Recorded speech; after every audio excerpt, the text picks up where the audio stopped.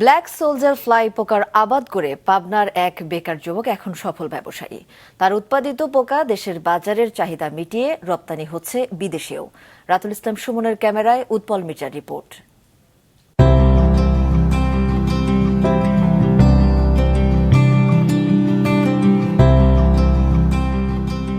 পুরাতন ভবনের স্যাঁতসেঁতে পরিবেশের মশারির মধ্যে সংরক্ষিত এই পোকাগুলোই বদলে দিয়েছে পাবনার আটঘরিয়া উপজেলার খিদিরপুর গ্রামের শিমুল হোসেনের ভাগ্য।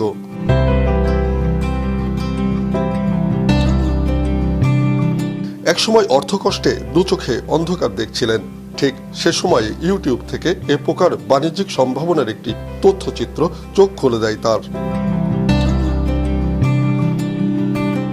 ময়মনসিংহ কৃষি বিশ্ববিদ্যালয় থেকে প্রশিক্ষণ নিয়ে মাত্র 52,000 টাকা পুঁজি দিয়ে 2020 সালে শুরু করেন এ ব্যবসা।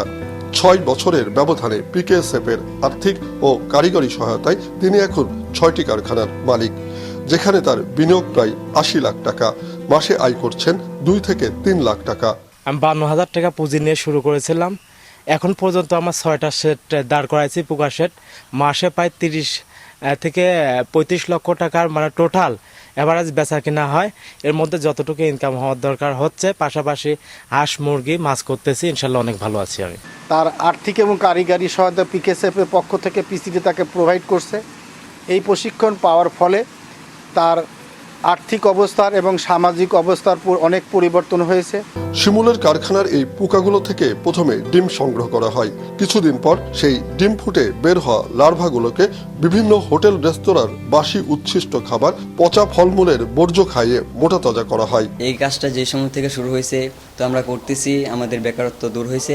পরে সেগুলো বড় হলে তিনি বিভিন্ন হাঁস মুরগির খামার, পশু ফিড মিলের কাঁচামাল হিসাবে বিক্রি করেন, যা এখন দেশের গণ্ডি পেরিয়ে রপ্তানি হচ্ছে বিদেশেও। ব্যতিক্রমী এই পোকার চাষ দেখতে দূর দূরান্ত থেকে অনেকে আসছেন তার খামারে। আমি শিমুল ভাইয়ের সফলতার গল্প শুনেই রাজশাহী থেকে এখানে আসছে ওনার প্রজেক্ট দেখার জন্য। দূর দূরান্ত থেকে অনেক লোক আসে এবং দেখা যায়, তার পাশাপাশি অনেকে শেখার জন্য আসে। আমাদের দেশ ছাড়াও এটা ইন্ডিয়া, ভুটান, নেপাল, পাকিস্তানে আমাদের মালগুলো যাচ্ছে। এ খামারে 1 কেজি পোকা উৎপাদনে মাত্র 12 টাকা ব্যয় হলেও বিক্রি হয় 50 টাকায়। উৎপল মির্জা, মাছরাঙা সংবাদ, পাবনা।